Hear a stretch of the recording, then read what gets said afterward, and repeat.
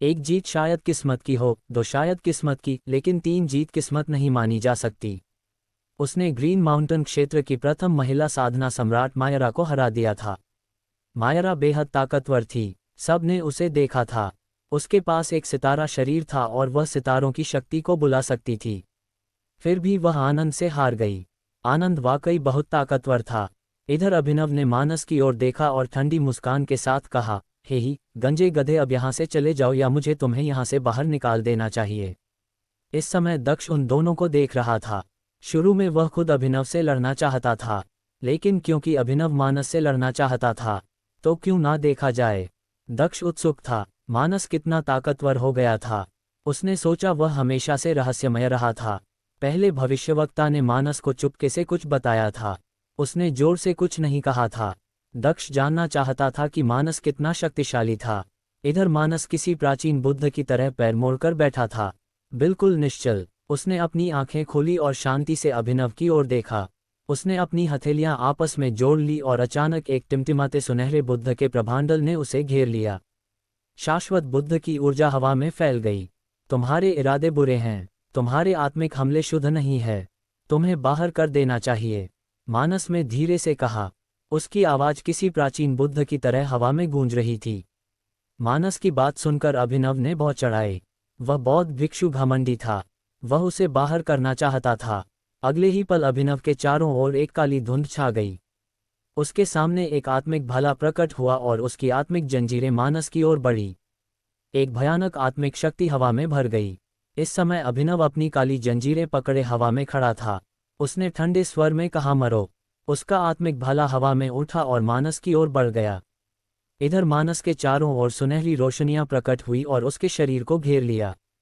आत्मिक भाला सुनहरी रोशनियों को भेद नहीं पाया।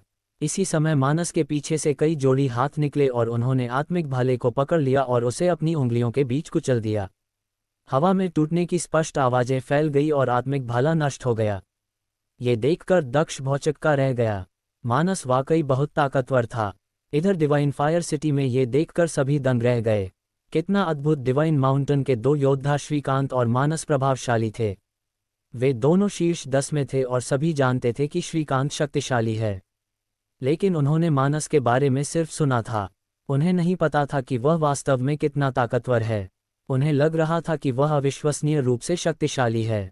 इधर अभिनव ने भौहें चढ़ाए। वह मानस को ठंडी नज़रों से घूर रहा था, जो इस समय सुनहरी रोशनियां से घिरा हुआ था और एक अविनाशी स्वर्ण बुद्ध की तरह दिख रहा था। उसने ठंडे स्वर में कहा, यही है अविनाशी स्वर्णिम बुद्ध शरीर। फिर अभिनव आगे बढ़ा और उसकी जंजीरें हवा में गड़गड़ाहट की आवाजें निकालते हुए मानस की ओर बढ़ती रही। अभिनव अधिक से अधिक काली जंजीरें छोड़ता रहा, जो मानस की सुनहरी रोशनियों से टकराता रहा। वह सुनहरी रोशनियों को काली जंजीरों से पीट पीट कर कुचलने की कोशिश कर रहा था। सुनहरी रोशनियां और काली जंजीरें आपस में टकराती रही। मानस ने बुद्ध मंत्रों का जाप करना शुरू कर दिया। हवा में बौद्ध प्राचीन चिन्ह प्रकट होकर हवा में ऊपर उठ गए। उसकी वाणी से निकलने वाली ध्वनि तरंगों ने अपने रास्ते में आने वाली हर चीज को नष्ट कर दिया और वातावरण को शुद्ध कर दिया। अभिनव को अचानक दबाव महसूस हुआ और वह कांपने लगा। उसका वस्त्र हवा में तेजी से लहराने लगा। एक जबरदस्त हवा का झोंका आया और उसका चेहरा मौत की तरह पीला पड़ गया। मानस की बहुत ऊर्जा भयावह थी। मरो, अभिनव ने गुस्से से चिल्लाते हुए कहा। हवा में अनगिनत काली जंजीरें मानस की सुनहरी रोशनियों की ओर बढ़ती रही और उसे कुचलने की कोशिश करती रही। सुनहरी रोशनियां चटकने लगी। अभिनव धीरे धीरे आगे बढ़ा। ऐसा लगा मानो कोई असली पवित्र सम्राट मानस की ओर बढ़ रहा हो। साथ ही उसने और भी आत्मिक भले छोड़े, जो काली जंजीरों के साथ मानस की सुनहरी रोशनियों पर हमला करने लगे। वह सचमुच मानस को कुचल देना चाहता था और खत्म कर देना चाहता था। मानस आखिरकार उठ खड़ा हुआ। उसने फिर से अपनी हथेलियां जोड़ ली और अपनी आंखें बंद कर ली। वह गंभीर और आदरपूर्ण लग रहा था। वह धीरे धीरे आगे बढ़ा। ऐसा लग रहा था मानो कोई असली बुद्ध आगे बढ़ रहा हो। उसके पीछे हजारों सुनहरे बुद्ध प्रकट हुए, जो किसी अमर के अनुयायी लग रहे थे। हवा में चटकने और टूटने की आवाजें फैल गई। आत्मिक भालों ने आखिरकार सुनहरी रोशनियों को तोड़ दिया। आत्मिक भाले मानस के शरीर पर लगे और उसकी रूह कांप उठी, लेकिन उसने ध्यान नहीं दिया और आगे बढ़ता रहा। वह किसी बुद्ध जैसा लग रहा था। मानस भाव शून्य लग रहा था, ना खुश, ना उदास, ना मजबूत, ना कमजोर। वह एक बुद्धा था, एक शाश्वत बुद्ध। अभिनव का चेहरा धीरे धीरे पीला पड़ गया। उसे यकीन नहीं हो रहा था कि उसके पवित्र तकनीकों ने मानस को चोट नहीं पहुंचाई। मानस अपनी जगह पर अड़ा रहा और उसके चेहरे पर जरा भी बदलाव नहीं आया। वह बुद्ध जैसा ईमानदार, दयालु और पवित्र लग रहा था। अभिनव एक पवित्र सम्राट हुआ करता था, फिर भी वह ऐसे व्यक्ति के सामने खुद को छोटा महसूस कर रहा था। एक प्राचीन पवित्र सम्राट को मानस के सामने छोटा महसूस हुआ। इस समय जमीन कांप रही थी और हवा में एक भयानक ऊर्जा छा गई थी। सुनहरी रोशनियां चमक उठी और चारों ओर फैल गई। वे अभिनव की ओर बढ़ रही थी। अभिनव का रूप सुनहरी रोशनी में विकृत हो गया। उसका दिल जोर जोर से धड़क रहा था और वह सुनहरी रोशनियों के भीतर गायब हो गया। वह सचमुच गायब हो गया। एक सेकंड बाद वह बाहरी दुनिया में एक पत्थर के स्तंभ पर था। उसे बाहर कर दिया गया था। वह शीर्ष 10 में जगह बनाने में कामयाब नहीं हुआ था। ये कैसे हो सकता है? अभिनव ने मुठ्ठियां भीते हुए कहा। उसका चेहरा क्रूर और घिनौना लग रहा था। वह पवित्र सम्राट हुआ करता था और उसे बाहर कर दिया गया। वह तो शीर्ष 10 में भी जगह नहीं बना पाया। उस बौद्ध भिक्षु ने उसे बाहर कर दिया था। उसके बौद्ध मंत्र इतने शक्तिशाली कैसे थे? उसने सोचा डिवाइन फायर सिटी में, इधर डिवाइन फायर सिटी में लोग अक रह गए। मानस का अस्थायी रैंक 8वां था। वह बेहद ताकतवर था। सिर्फ दक्ष और आनंद ही नहीं, उन्होंने उसे भी कमा था। नकली दुनिया में इधर इस समय दक्ष का दिल जोर जोर से धड़क रहा था। मानस की ताकत वाकई प्रभावशाली थी। वह गंजा गधा अब भी गुप्त है, देवल ने बाहर फुसफुसाते हुए कहा। इतनी ताकत के साथ मानस युद्ध भूमि में सभी से मुकाबला कर सकता था। इधर मानस घास के मैदान में वापस चला गया। उसने अपनी ऊर्जा वापस ले ली। वह उदासीन लग रहा था, मानो कुछ हुआ ही ना हो। वह घास के मैदान पर पैर मोड़कर बैठ गया और अपनी आंखें बंद कर ली। इधर भाव्या और तीसरे यंग बीस्ट मास्टर का युद्ध विस्फोटक था। तीसरा यंग बीस्ट मास्टर जीत गया। एक विस्फोटक हमले के बाद उसने भाव्या को हरा दिया और भाव्या को बाहर कर दिया। हालांकि तीसरा यंग बीस्ट मास्टर भी बुरी तरह घायल हो गया था और उसकी आंखें लाल हो गई थी। वह लड़की बदला लेने के लिए पागल थी। 3 लड़ाइयों के बाद अब 12 लोग बचे थे। क्योंकि तुम घायल हो इसलिए चले जाओ, वरना हम तुम्हें बाहर निकाल देंगे, यतिन ने तीसरे यंग बीस्ट मास्टर से ठंडे स्वर में कहा। यतिन की बात सुनकर तीसरे यंग बीस्ट मास्टर का चेहरा सख्त हो गया। पवित्र विलास शहर के पशु वंश ने 13 यंग बीस्ट मास्टरों को पाला था। उनमें से ज्यादातर ब्रह्मांडीय स्तर के शीर्ष पर थे, लेकिन अब वह अकेला बचा था। वे 9 द्वीपों के महाद्वीप की बैठक के दौरान सफल होने और शीर्ष 10 में स्थान पाने के लिए आए थे। यदि वह चला गया तो उनमें से कोई भी शीर्ष 10 में नहीं होगा। तीसरे यंग बीस्ट मास्टर ने वहां मौजूद लोगों को देखा और पाया कि वे सब उसे घूर रहे थे। ये देखकर उसने मुंह बनाया। वह घायल था, इसलिए वे सभी उसे बाहर निकालना चाहते थे। ये सब भाव्या की वजह से था। उस पागल लड़की की वजह से वह उसे मारना चाहता था। वह उसे तड़पाना चाहता था और उसकी जिंदगी मौत से भी ज्यादा बदतर बनाना चाहता था। तुम ही दोषी हो, अब यहाँ से चले जाओ, दक्ष ने ठंडे स्वर में कहा। उसने तीसरे यंग बीस्ट मास्टर को हत्या की आंखों से घूरा। तीसरे यंग बीस्ट मास्टर का चेहरा पीला पड़ गया। वह जानता था कि वह अब और नहीं रोक सकता। 2 और लोगों को बाहर करना था और उनमें से कोई भी कमजोर नहीं था। वह उनसे लड़ नहीं सकता था। वह घायल था, इसलिए उसे जाना होगा। उसके पास कोई विकल्प नहीं था। मुझे याद रखना, तीसरे यंग बीस्ट मास्टर ने दूसरों पर नजर डालने के बाद गुर्राते हुए कहा। फिर उसने राज्यदंड को सक्रिय किया और गायब हो गया। वह 12वें स्थान पर रहा। तीसरा यंग बीस्ट मास्टर युद्धाभूमि से जा चुका था। अब 11 लोग बचे थे। एक और व्यक्ति को बाहर करना था। माहौल और भी तनावपूर्ण हो गया था। कौन जाएगा, सब सोच रहे थे। श्रीकांत, महान डिप्लॉयमेंट मास्टर यतिन, वैभवराज, जीशान, राजकुमार, अर्पित, मानस, वागधीश, भूषण, आनंद और दक्ष डिवाइन फायर सिटी में लोग उन्हें देख रहे थे। कई लोगों ने अभी तक लड़ाई भी नहीं लड़ी थी, लेकिन किसी ने भी उन्हें कमतर आंकने की हिम्मत नहीं की। जो लोग शीर्ष 30 में सबसे नीचे थे, उन्होंने साबित कर दिया था कि वे टिके रहने के लिए पर्याप्त मजबूत हैं। किसी ने ये कहने की हिम्मत नहीं की कि उन्हें जाना होगा। 5 प्रथम साधना सम्राट है। इस बार अगर एक बाहर भी हो जाता है तो उनमें से 4 शीर्ष 10 में होंगे, भीड़ ने कहा। जो प्रथम साधना सम्राट अभी भी वहां थे, उनके अलावा महान डिप्लॉयमेंट मास्टर और जीशान इस दौर में अभी तक नहीं लड़े थे। लेकिन उन 2 लोगों ने पिछले दौर में ही दिखा दिया था कि वे कितने मजबूत हैं। उन दोनों के अलावा भूषण, आनंद, दक्ष और मानस पहले ही साबित कर चुके थे कि वह बेहद ताकतवर हैं। अगर दूसरे उन्हें हराना चाहते थे तो बाकी योद्धाओं को एक जबरदस्त लड़ाई के लिए तैयार रहना होगा। इसलिए क्या सबसे अच्छा समाधान किसी ऐसे व्यक्ति को चुनना नहीं था जिसने अभी तक युद्ध नहीं किया हो, जैसे राजकुमार अर्पित, वैभवराज या वागधीश। वागधीश का पद अन्य प्रथम साधना सम्राटों की तुलना में सबसे निचला था, इसलिए उसे बाहर करने के लिए सबसे उपयुक्त व्यक्ति माना गया। इसलिए कुछ लोगों ने वागधीश की ओर देखा। हालांकि भले ही कुछ लोगों ने उसे देखा भी तो भी वह रेड क्लाउड क्षेत्र का प्रथम साधना सम्राट था। कई लोगों को लगा कि उसे बाहर कर दिया जाना चाहिए। शायद वह एक किमियागर होने के कारण उतना अच्छा योद्धा नहीं था। हालांकि कोई नहीं जानता था कि द्वंद्व युद्ध में वह वास्तव में कितना शक्तिशाली था और उसके खिलाफ कौन लड़ेगा। एक व्यक्ति को बाहर करना था और फिर शीर्ष 10 सामने आएंगे। कोई भी जोखिम लेने को तैयार नहीं था। वागधीश, तुम्हारी रैंक कम है। रैंकिंग में अपने से नीचे वाले से लड़ो और किसी को हरा दो। तुम क्या सोचते हो? यतिन ने इस समय उदासीनता से कहा। वागधीश ने उन लोगों की ओर देखा जो रैंकिंग में उसके पीछे थे। भूषण, आनंद और दक्ष। वागधीश ने उन लोगों की ओर देखा जो रैंकिंग में उसके पीछे थे। भूषण, आनंद और दक्ष। वागधीश ने ठंडी मुस्कान के साथ कहा, तुम जाकर उनसे क्यों नहीं लड़ते? वागधीश की बात सुनकर यतिन ने उसे ठंडेपन से देखा। फिर वागधीश ने आगे कहा, बेशक अगर आपको लगता है कि आप मुझसे ज़्यादा मजबूत हैं तो आप मेरे खिलाफ भी लड़ सकते हैं। वह यतिन को उकसा रहा था। वागधीश 9 द्वीपों के महाद्वीप के प्रथम साधना सम्राटों में से एक था। वे सभी 9 प्रथम साधना सम्राट शक्तिशाली थे और सभी अभिमानी थे।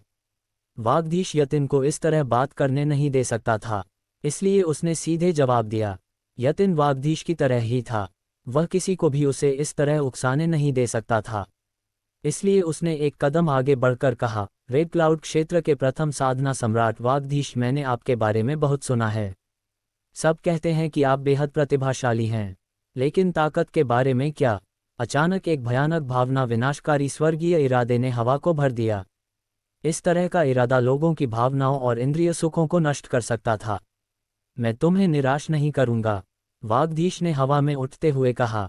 उसके चारों ओर आग की लपटें जलने लगी और 9 लपटें उसके चारों ओर तैरने लगी। उनके आसपास के योद्धा दूर हटकर देखने लगे। सेलेस्टियल ड्रैगन क्षेत्र के प्रथम साधना सम्राट बनाम रेड क्लाउड क्षेत्र के प्रथम साधना सम्राट, कौन ज्यादा ताकतवर था? हवा में गड़गड़ाहट की आवाजें फैलने लगी। यतिन ने हवा को भावनाओं को नष्ट करने वाली स्वर्गीय ऊर्जा से भर दिया। वागधीश की आंखें अचानक आग की लपटों से भर गई जो उभरकर सीधे यतिन की आंखों की ओर बढ़ गई। क्या तुम्हें लगता है कि तुम्हारी आग मेरी स्वर्गीय ऊर्जा को जला सकती है? यतिन ने ठंडी मुस्कान के साथ कहा। वह हवा में उछला, अपने हाथ ऊपर उठाए और अपनी उंगलियां फैला दी। भावनाओं को नष्ट करने वाली स्वर्गीय ऊर्जा की एक भयावह मात्रा हवा में फैल गई और वागधीश की ओर बह गई और फिर सीधे वागधीश के शरीर में घुस गई। वागधीश का चेहरा सख्त हो गया। हर किसी की 7 भावनाएं और 6 इंद्रिय सुख होते हैं। अगर यह 7 भावनाएं और 6 इंद्रिय सुख नष्ट हो जाते तो लोग मर जाते और गुलाम कठपुतलियां बन जाते। यही वजह थी कि अत्यंत भयानक था। उसके कौशल और तकनीकों के भयानक परिणाम होते थे। मैं तुम्हारे स्वर्गीय इरादे को जलाने की कोशिश नहीं कर रहा, मैं तो खुद को जलाने की कोशिश कर रहा हूँ, वागधीश ने ठंडी मुस्कान के साथ कहा। अचानक एक भयानक आग ने उसे घेर लिया और वह जलने लगा। वह एक विशाल अंगीठी में बदल गया। आग की लपटें यतिन की ओर बढ़ रही थी। इधर जब भीड़ ने ये देखा तो वे हैरान रह गए और कांप उठे। वागधीश ने अपने शरीर में आग लगा ली थी।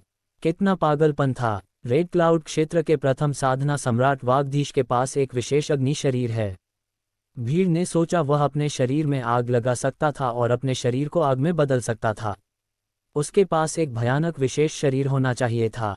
कुछ अत्यंत शक्तिशाली योद्धाओं के पास कभी कभी ऐसे विशेष शरीर होते थे जिनके बारे में लोग कम जानते थे या बिल्कुल भी नहीं जानते थे। इस तरह की लड़ाई में यह अजीब नहीं था, ये सामान्य था। इधर वागधीश यतिन की ओर बढ़ गया। उसने अपनी मुट्ठी उठाई और उसके रास्ते में आने वाली हर चीज जल उठी। उसके चारों ओर 9 लपटें तेजी से घूम रही थी। प्रत्येक लपटें जीवित लग रही थी। यतिन पीछे हट गया। वह सोच रहा था कि क्या करें। वागधीश ने अपना अग्नि शरीर सक्रिय कर लिया था। उसकी भावना विनाशक स्वर्गीय ऊर्जा अब कम प्रभावी थी। वागधीश से सीधे टकराना खतरनाक था। उसके लिए अचानक एक कठिन युद्ध शुरू हो गया था। तुम लड़ क्यों नहीं रहे हो? तुम पीछे क्यों हट रहे हो? वागधीश ने गुस्से से कहा। वागधीश की बात सुनकर यतिन ने मुंह बनाया। उसने और भी ज्यादा भावना विनाशक स्वर्गीय ऊर्जा जारी की और उसकी स्वर्गीय ऊर्जा और भी अधिक शक्तिशाली हो गई। अगर तुम लड़ना चाहते हो तो आओ और लड़ो, यतिन ने कहा। उसकी स्वर्गीय ऊर्जा और भी ज्यादा शक्तिशाली होती गई। वागधीश उत्सुकता से मुस्कुराया। उसकी 9 लपटें उसके चारों ओर घूम रही थी। प्रकृति की सभी चीजें ऐसी आग में जल सकती थी। वह अपनी आग में पूरी तरह से विलीन हो गया था। 9 लपटें और भी भयावह होती गई। बाकी लोग देख रहे थे कि वागधीश अपने शरीर पर अपनी 9 लपटों से हमला कर रहा था और उन्हें अपने शरीर में समाहित कर रहा था। क्या वह पागल था? उन्होंने सोचा वह आदमी पागल है। ये कैसी शक्ति है? भीड़ ने सोचा वागधीश खुद को जला रहा था। वह अपनी लपटों के साथ मिलकर एक ज्वलंत प्रकाशपुंज में बदल गया और यतिन की ओर बढ़ गया। इधर यतिन का चेहरा पीला पड़ गया। आग ने अपने रास्ते में आने वाली हर चीज को जला दिया। वागधीश सचमुच आग में बदल गया था। यह अविश्वसनीय था क्योंकि आमतौर पर केवल महान सम्राट ही ऐसे तरीके अपना सकते थे। मरो, यतिन ने जोर से चिल्लाते हुए कहा। भले ही वागधीश आग में बदल गया हो, फिर भी वह एक इंसान था। उसके पास अभी भी भावनाएं और इंद्रिय सुख थे। यतिन शायद उन्हें नष्ट कर सकता था। यतिन ने और भी अधिक भावना विनाशक स्वर्गीय ऊर्जा जारी की और एक भयानक शक्ति हवा में फैल गई जो वागधीश के अग्नि शरीर में घुस गई, लेकिन उसे कुछ नहीं हुआ। वागधीश का अग्नि शरीर अजेय था। ये देखकर यतिन का चेहरा पीला पड़ गया और वह पीछे हट गया। हालांकि वागधीश ने हार नहीं मानी। वह यतिन की ओर बढ़ता रहा। भीड़ को बस आग की लपटों का एक सागर दिखाई दे रहा था। उसके चारों ओर सब कुछ जल रहा था। असंभव, यतिन ने गुस्से से कहा। वह हताश लग रहा था। उसकी स्वर्गीय ऊर्जा भयानक थी। वह लोगों की भावनाओं को नष्ट कर सकता था। वह उनकी भावनाओं और इंद्रिय सुखों को नष्ट कर सकता था। लेकिन उसका प्रतिद्वंद भी बिना किसी हिचकिचाहट के उसका पीछा करता रहा। आखिरकार यतिन गायब हो गया और बाहर एक पत्थर के स्तंभ पर फिर से प्रकट हुआ। उसका चेहरा पूरी तरह सफेद हो गया था। वह हार गया था। वह यतिन बाहर हो गया था। वह शीर्ष 10 में नहीं आ पाएगा। बाहरी दुनिया में डिवाइन फायर सिटी में वागधीश जीत गया। यतिन बाहर हो गया। भीड़ ने हैरान होकर कहा। डिवाइन फायर सिटी में लोग हैरान थे। जैसा कि उम्मीद थी। कभी कभी यह बताना असंभव था कि कौन ज्यादा मजबूत था। जो लोग बचे थे वे सभी अद्भुत प्रतिभाशाली थे। उनकी असली ताकत का आकलन करना मुश्किल था। अब सिर्फ 10 लोग बचे थे। शीर्ष 10 का फैसला हो गया। नकली दुनिया में इधर वागधीश की आग बुझ गई और उसका असली शरीर फिर से प्रकट हो गया। हालांकि उसका चेहरा मौत की तरह पीला पड़ गया था और वह कांप रहा था। भावनाओं को नष्ट करने वाली शक्ति ने उसके शरीर को घायल कर दिया था। वागधीश की ऊर्जा धीरे धीरे शांत हो गई। आसमान में अभी भी इधर उधर कुछ लपटें जल रही थी। भीड़ शेष बचे योद्धाओं को घूर रही थी। शीर्ष 10 योद्धा प्रकट हो गए थे। श्रीकांत, पुनर्जन्म, महान डिप्लॉयमेंट मास्टर वैभवराज, जीशान, राजकुमार अर्पित, मानस, वागधीश, भूषण, आनंद और दक्ष। सभी योद्धा नकली दुनिया से गायब हो गए और नकली दुनिया गायब हो गई और 10 योद्धा केंद्रीय मंच पर फिर से प्रकट हुए। बधाई हो, आप सभी शीर्ष 10 में हैं। आप सभी फॉर्चून शाइन के मुख्य शिष्य बनेंगे। आप काफी समय से संघर्ष कर रहे हैं। आराम कीजिए, भविष्यवक्ता ने मुस्कुराते हुए कहा। वह 10 योद्धाओं को आराम करने और स्वस्थ होने के लिए एक जगह ले गया। विश्राम क्षेत्र में दक्ष ने एक जगह ढूंढी और पैर मोड़कर बैठ गया। उसने बाकी 9 योद्धाओं पर नजर डाली। वे सभी भयानक रूप से शक्तिशाली थे। आनंद रहस्यमय था। वागधीश के पास कुछ तुपके पत्ते थे। उसकी ताकत विस्फोटक थी। श्रीकांत और जीशान भयानक थे। ये वह पहले से जानता था। वह ये भी जानता था कि पुनर्जन्म महान डिप्लॉयमेंट मास्टर बेहद शक्तिशाली था। फिर मानस था जिसने दिखा दिया था कि वह कितना शक्तिशाली है। उनमें से कोई भी कमजोर नहीं था। असली लड़ाई आखिरकार शुरू होने वाली थी। डिवाइन फायर सिटी के भीतरी भाग में इस समय डिवाइन फायर सिटी के भीतरी भाग में अधिक से अधिक शक्तिशाली योद्धा एकत्रित हो रहे थे। वे यहाँ देखने के लिए खड़े थे। देवांश ने अपनी मुट्ठियां भी ली। वह उत्साहित लग रहा था। इधर आदि को सुखद आश्चर्य हुआ। उसने कहा, भाई दक्ष शीर्ष 10 में है। कितने ताकतवर। वे फॉर्चून श्राइन के मुख्य शिष्यों में से एक बनने वाले हैं। मुझे आश्चर्य है कि भाई दक्ष का अंत में क्या रैंक होगा। वह उत्साहित था। युद्ध देखना अविश्वसनीय था। वे लोग अपनी पीढ़ी के प्रतिभाशाली भयानक योद्धा थे। वे अपने साधना स्तर पर 9 द्वीपों के महाद्वीप के शीर्ष पर थे। इधर भविष्यवक्ता गायब हो गया। अंतिम युद्ध जल्द ही शुरू होने वाले थे और भविष्यवक्ता जरूर वापस आएगा। इसलिए उन्हें चिंता करने की जरूरत नहीं थी। अब वे बस इंतजार कर सकते थे। फॉर्चून शाइन तारों से जगमगाते आकाश के ठीक नीचे एक विशाल अमूर्त और अभौतिक शाइन था। रात में तारे मानो पहुंच में ही हो। शाइन के ऊपर एक तारावेदी थी। सफ़ेद वस्त्र पहने एक बूढ़ा आदमी तारों की रोशनी से घिरा हुआ था। ऐसा लग रहा था जैसे वह तारों को पकड़ने की कोशिश कर रहा हो। उसके पैरों के नीचे एक भाग्य चक्र था जिसमें तारों की शक्ति समाहित थी। चक्र से चमकदार सफ़ेद रोशनी निकल रही थी। आकाश के सभी तारे उसे प्रकाशित कर रहे थे। तारावेदी के पीछे बहुत से लोग थे, लेकिन किसी ने उस बूढ़े व्यक्ति को परेशान नहीं किया। इसी समय वहां एक व्यक्ति प्रकट हुआ। ये भविष्यवक्ता था। वहां मौजूद सभी लोग एक ही रंग के वस्त्र पहने हुए थे। भविष्यवक्ता ने भी अन्य लोगों की तरह ही सफ़ेद वस्त्र पहने हुए थे। भविष्यवक्ता ने उस बूढ़े व्यक्ति को अपनी भाग्य विद्या का प्रयोग करते देखा। उसकी भाग्य विद्या सिद्धि को प्राप्त हो चुकी थी। वह पूरी दुनिया पर नज़र रख सकता था। उसके पास अद्भुत शक्तियां थीं। क्या शीर्ष 10 योद्धा पहले ही सामने आ चुके हैं? भाग्य चक्र के ऊपर हवा में खड़े बूढ़े व्यक्ति ने कहा। भविष्यवक्ता धीरे धीरे चलते हुए उस बूढ़े व्यक्ति के करीब आया और उसके सामने खड़ा हो गया। वास्तव में शीर्ष 10 योद्धा सामने आ चुके हैं, भविष्यवक्ता ने कहा। भविष्यवक्ता की बात सुनकर भाग्य चक्र के ऊपर खड़े बूढ़े व्यक्ति ने सिर हिलाया। फिर उसके पैरों के नीचे भाग्य चक्र घूमने लगा। भाग्य चक्र से भयानक रोशनियां निकली और हवा में भाग्य का इरादा भर गया। पूरा आकाश चमकदार रोशनियों से जगमगा उठा। 1000 साल बीत चुके हैं जब भाग्य चक्र को सक्रिय किया गया था। अब भाग्य चक्र को एक बार फिर से सक्रिय करने का समय आ गया है। मैं भविष्य देखने के लिए केवल भाग्य चक्र पर ही भरोसा कर सकता हूँ। भाग्य चक्र के ऊपर खड़े बूढ़े व्यक्ति ने कहा। फॉर्चून शाइन में एक अनमोल खजाना था जिसे भाग्य चक्र कहा जाता था। इसका उपयोग भाग्य देखने के लिए किया जा सकता था। 1000 साल पहले इसका उपयोग किया गया था। 1000 साल बाद फॉर्चून श्राइन 9 द्वीपों के महाद्वीप की बैठक का प्रभारी था और अब वे भाग्य चक्र का फिर से उपयोग करने जा रहे थे। उन्हें इसकी आवश्यकता थी क्योंकि इसके बिना वे भाग्य नहीं देख सकते थे। इस समय भाग्य चक्र से चमकदार रोशनी निकली और हवा में 10 लोगों के चित्र दिखाई दिए।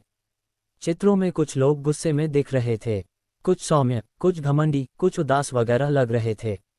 इस समय भाग्य चक्र से चमकदार रोशनी निकली और हवा में 10 लोगों के चित्र दिखाई दिए। चित्रों में कुछ लोग गुस्से में दिख रहे थे, कुछ सौम्य, कुछ घमंडी, कुछ उदास वगैरह लग रहे थे। लोगों की आंखें चमक उठी। शीर्ष 10 योद्धा वाकई असाधारण थे। कोई आश्चर्य नहीं कि वे इतने मजबूत थे। वे 10 चित्र शीर्ष 10 योद्धाओं के थे। अगले ही पल उन 10 चित्रों में से 9 चित्र गायब हो गए और केवल एक चित्र शेष रह गया। उस चित्र में उपस्थित योद्धा धीरे धीरे बदलने लगा और एक राक्षस देवता की तरह दिखने लगा। उसके हाथों में एक महिला थी और वह क्रोधित दिख रहा था। ये देखकर भविष्यवक्ता का दिल जोर जोर से धड़कने लगा। उसने कभी सोचा भी नहीं था कि भाग्य चक्र घूमता रहा और उस चित्र में दृश्य बदलता रहा। भविष्यवक्ता और अन्य लोगों की आंखें चमक उठी जब उन्होंने देखा कि दरअसल वह चित्र उस योद्धा का भविष्य दिखा रहा था। अचानक भाग्य चक्र में कुछ हुआ। हवा में कुछ आवाजें फैल गई, मानो 2 धातु के पहिए आपस में टकराकर घिस रहे हो। आकाश में कुछ तारे फूट पड़े।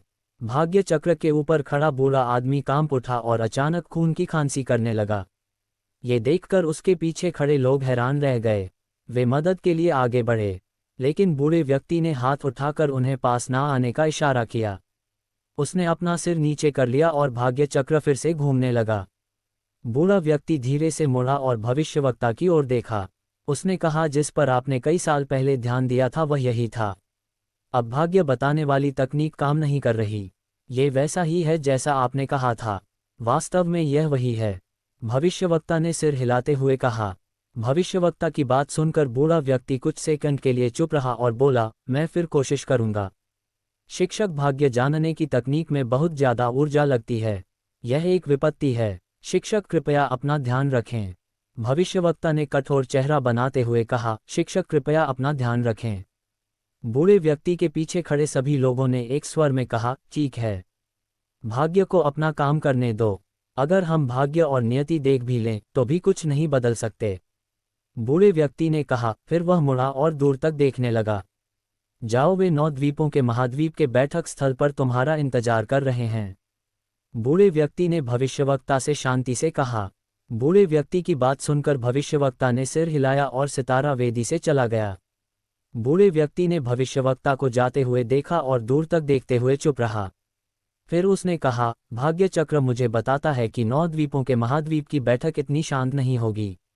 जब बूढ़े व्यक्ति के पीछे खड़े लोगों ने उसकी बात सुनी तो वे भौचक्के के रह गए और कांपने लगे। क्या 9 द्वीपों के महाद्वीप की बैठक के दौरान कुछ होने वाला था? उन्होंने सोचा बूढ़ा व्यक्ति फॉर्चून श्राइन का नेता था। वह दुनिया के शीर्षस्थ योद्धाओं में से एक था। उसकी भविष्यवाणियां कभी गलत नहीं हो सकती थी।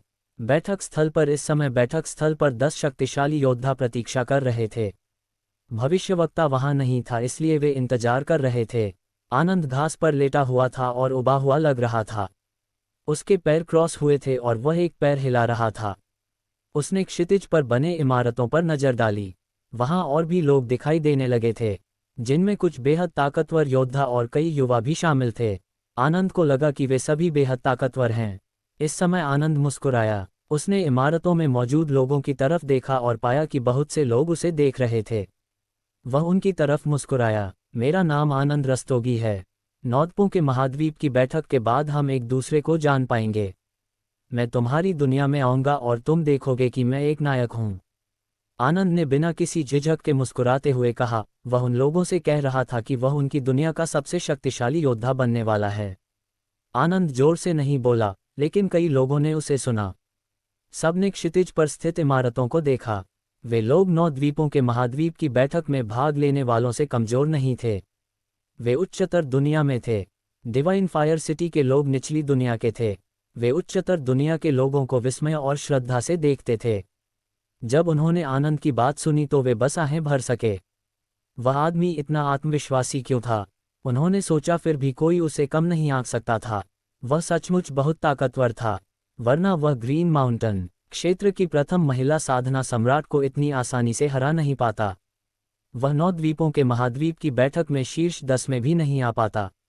नोट निचली दुनिया मतलब जहां योद्धा कमजोर थे, और उच्चतर दुनिया का तात्पर्य वह दुनिया जहां लोग बहुत ताकतवर थे। इस समय आकाश में एक आकृति दिखाई दी। ये भविष्यवक्ता था। वह वापस आ गया था। जब भीड़ ने भविष्यवक्ता को देखा तो वे उत्साह से कांप उठे। सभी प्रतिभागी विशाल मंच पर वापस आ गए।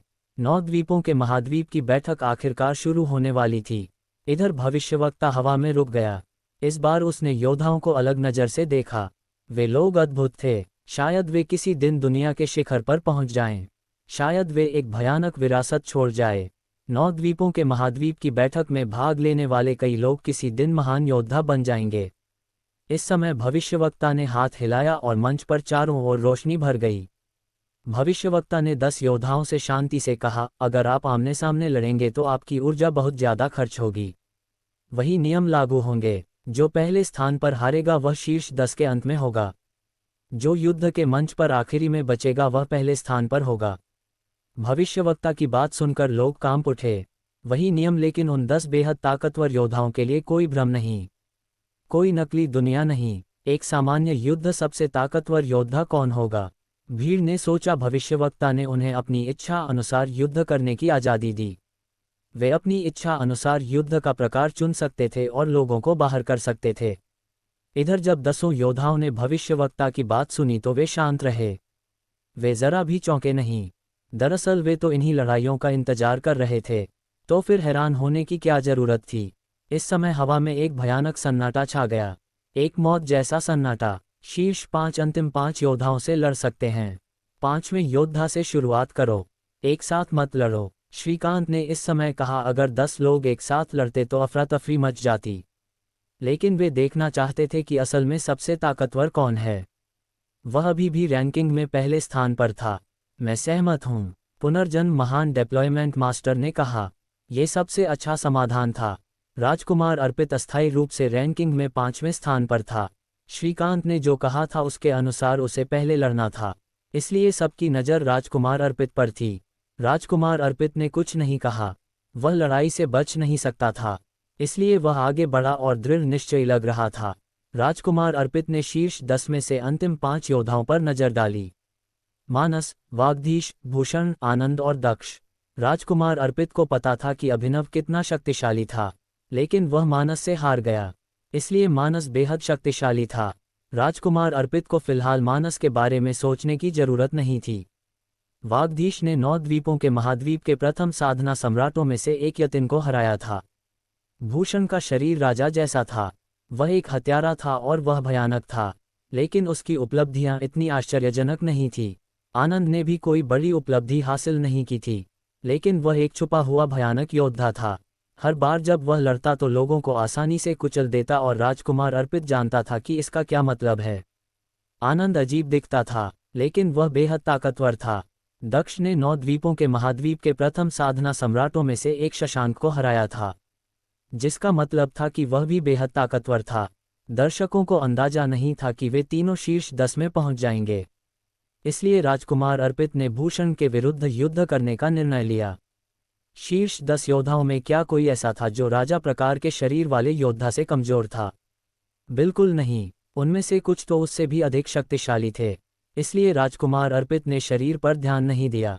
हालांकि भूषण एक भयानक हत्यारा था, फिर भी राजकुमार अर्पित की भावशून्य तकनीकें भी कमजोर नहीं थी। बाकी 8 योद्धा मंच के किनारे चले गए। राजकुमार अर्पित ने भूषण की ओर देखा। भूषण ने राजकुमार अर्पित की ओर देखा और धीरे धीरे आगे बढ़ा। धीरे धीरे वातावरण अंधकार में हो गया और फिर भूषण परछाई में बदलकर गायब हो गया। राजकुमार अर्पित ने भावशून्य स्वर्गीय इरादा जारी किया और उसके चारों ओर भावशून्य ऊर्जाएं प्रकट हुई। वे भावशून्य ऊर्जाएं राजकुमार अर्पित के चारों ओर घूम रही थी। ऐसा लग रहा था जैसे राजकुमार अर्पित भयानक तलवारों से घिरा हुआ था। राजकुमार अर्पित ने अपनी आंखें बंद कर ली।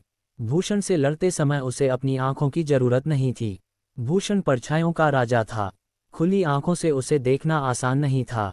कुछ देर तक किसी ने हमला नहीं किया। राजकुमार अर्पित की आंखें बंद थी और वह शांत और स्थिर दिख रहा था। कभी कभी उसके आसपास ऊर्जा के कुछ धागे दिखाई देते थे, लेकिन उसने खुद को किसी और चीज के बारे में सोचने की इजाजत नहीं दी। वह ध्यान केंद्रित कर रहा था। कुछ भी उसे प्रभावित नहीं कर सकता था। भावशून्यता स्वर्गीय इरादा एक महान साधना मार्ग था। बेशक यह एक विशिष्ट सिद्धांत था। राजकुमार अर्पित वास्तव में काफी एकाग्र और दृढ़ था। अंततः अंधेरे में कुछ रोशनियां प्रकट हुई और अदृश्य रूप से तेजी से राजकुमार अर्पित के गले की ओर बढ़ी। राजकुमार अर्पित निश्चल खड़ा रहा। भावशून्य स्वर्गीय इरादा उसके चारों ओर घूमता रहा। हवा में तलवारों की आवाजें गूंज रही थी। इसी समय राजकुमार अर्पित थोड़ा हिला और फिर हवा में ऊपर उठ गया। हवा में घातक रोशनियां प्रकट हुई और भूषण फिर प्रकट हुआ। अफसर भूषण ने कहा। भूषण ने तेज तलवार रोशनियां जारी की जो सीधे जाकर राजकुमार अर्पित के सीने में घुस गई। भीड़ अपनी आंखों से भी तलवार रोशनियों का पीछा नहीं कर पा रही थी। वह बहुत तेज थी। क्या हो रहा था? राजकुमार अर्पित भूषण के हमले को चकमा नहीं दे पाया। भीड़ ने सोचा। इधर जब भूषण ने अपनी तलवार रोशनियों को राजकुमार अर्पित के शरीर में घुसते देखा तो वह बिल्कुल भी खुश नहीं हुआ। उसका वार राजकुमार अर्पित को भेद गया था, लेकिन राजकुमार अर्पित को जरा भी चोट नहीं आई थी। एक हत्यारे के लिए सबसे जरूरी होता है तेजी से वार करना और अपने प्रतिद्वंदी को एक ही वार में परास्त करना। हालांकि वह ऐसा करने में नाकाम रहा था। अब उसे खतरा महसूस हुआ। ठीक इसी समय जब भूषण ने राजकुमार अर्पित पर हमला किया तो राजकुमार अर्पित ने भी एक तेज तलवार ऊर्जा जारी की जो भूषण की ओर तेजी से बढ़ी। यह इतनी तेज थी कि हत्यारे भूषण को भी उसे देखने का समय नहीं मिला। हालांकि उसके अंतर्ज्ञान ने उसे बताया कि वह बच नहीं सकता। उसे पलटवार करना होगा। भावनाहीन स्वर्गीय इरादा भूषण के शरीर में प्रवेश कर गया और भावनाहीन तलवारों में बदल गया। मरो! भूषण ने गुस्से से चिल्लाते हुए कहा। उसने और भी ज्यादा ऊर्जा छोड़ी। राजकुमार अर्पित पागल था, इसलिए भूषण को भी पागल होना ही था।